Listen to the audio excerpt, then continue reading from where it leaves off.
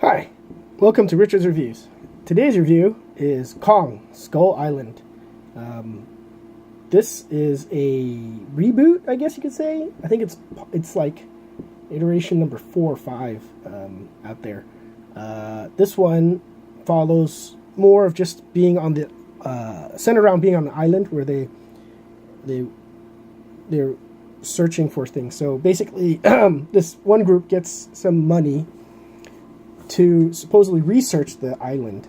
Not the researchers, but the people funding it knew what was there, and they hired mercenaries to come along with them.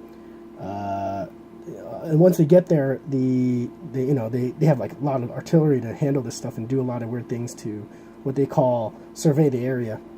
But the story, at least, it was enjoyable. I enjoyed it. It was different.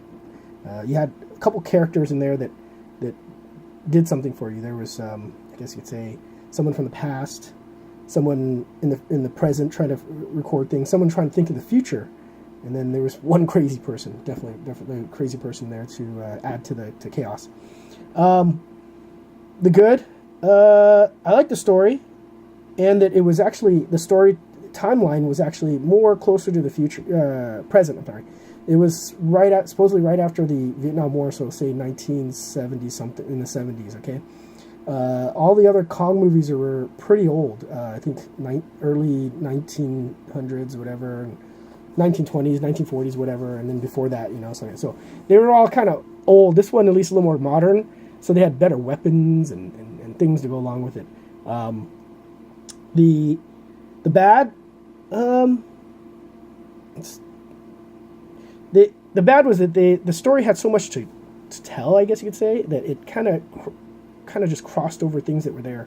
You just saw bits and pieces of it, like monsters that were here and there, kind of that attacked them really quickly. But they didn't learn anything from it. They just got mauled by it, So there was kind of this thing where you just know that it's the Skull Island is actually a monster island, and they don't.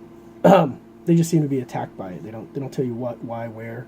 But there's a whole kind of storytelling.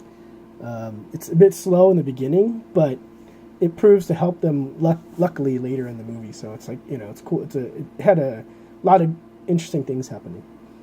The Ugly, I'm not sure how they set this up for, I guess, another movie, I guess you could say. Like, to continue. I mean, I think there's rumors that there's supposed to be a Godzilla versus King Kong, or King Kong and Godzilla team up to fight monsters, something to that extent. But the timeline doesn't follow, because unless they go back in time or forward in time, because I think Godzilla's reboot was present time, and since this is like at least 30, 40 years back, it doesn't follow. So I mean, it's kind of far-fetched, but at the same time, like, just thinking how would they continue the story, or make another one.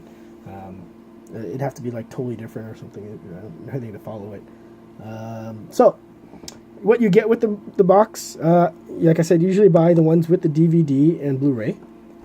So it has a slip cover, and on the front you have King Kong and a person standing in front of them on what was considered Skull Island, and kind of like, I'd say, not egging him on, but trying to get his attention in a sense. In the back, you have pictures of some of the characters so you have Tom Hiddleston, Brie Larson, and I think it's Sean C. Rydeck, and then Samuel L. Jackson. So you have quite a cast. It's an interesting story. It's pretty good tell. I would say score this as a 4 out of 5 stars. Check it out. Rent it or buy it if you really like this kind of monster movies. But it's a good watch. It's different. Thanks for watching. If you have something to say, drop a comment, or drop a like, subscribe, or check out the other videos. Also, check out the videos for Angry Math Dude and YelpTube. Thanks.